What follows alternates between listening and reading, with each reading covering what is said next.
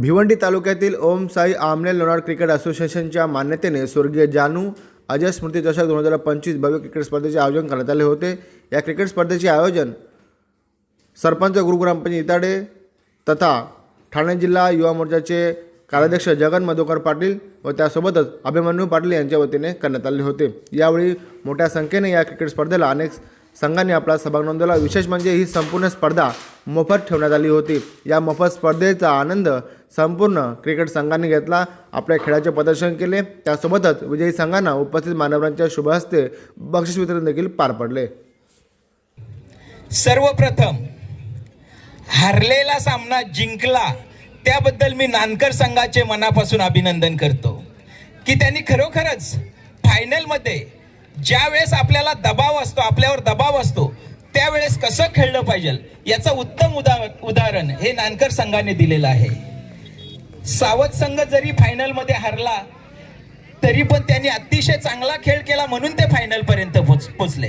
तर त्यांनी आपल्याला कुठे कमी लेखू नये आणि पुढच्या सामन्यात आपण अधिक तयारीनिशी फायनल मध्ये जर पोहोचलो तर आपण केला पाहिजे। हे करून त्यांनी पुढचा सामना जिंकावा अशा मी त्यांना शुभेच्छा देतो।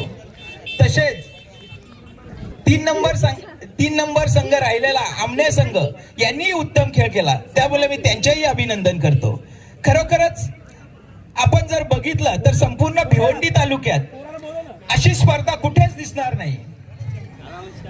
आपण नेहमी स्पर्धा बघत असतो, खूपच म्हणजे एकेका गावात 2-2, 3-3 स्पर्धा होत असतात, परंतु एवढ्या मोठ्या प्रमाणावर मोठी स्पर्धा ही मी पहिल्यांदा बघितलेली आहे। आयोजक जगन पाटील आणि त्यांचे सर्व सहकारी यांना मी मनापासून धन्यवाद देतो।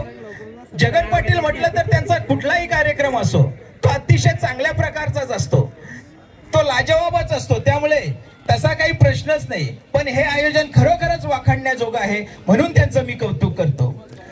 आदरणीय माजी केंद्रीय मंत्री कपिल पाटील साहेब यांचाही मेसेज आला की काही कारणास्तव ते बाहेर असल्यामुळे तेही इथे येऊ शकले नाही, त्यामुळे त्यांच्या वतीने मी दिलगिरी व्यक्त करतो।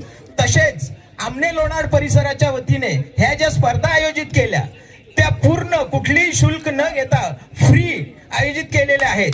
अशा प्रकारचं आयोजन फक्त जगन पाटीलच करू शकतात म्हणून मी त्यांना धन्यवाद देतो। खेळाडूंनी आताच मला वाटतं ISPL म्हणून एक लीग तयार होते, तर त्याच्यात अतिशय चांगल्या प्रकारचा खेळ खेळून आपल्या परिसरातील खेळाडूंचं नाव त्याच्यात कसं येईल यासाठी प्रत्येकाने प्रयत्न करून आपल्या या परिसराचं नाव लौकिक कसं होईल यासाठी प्रयत्न करावा।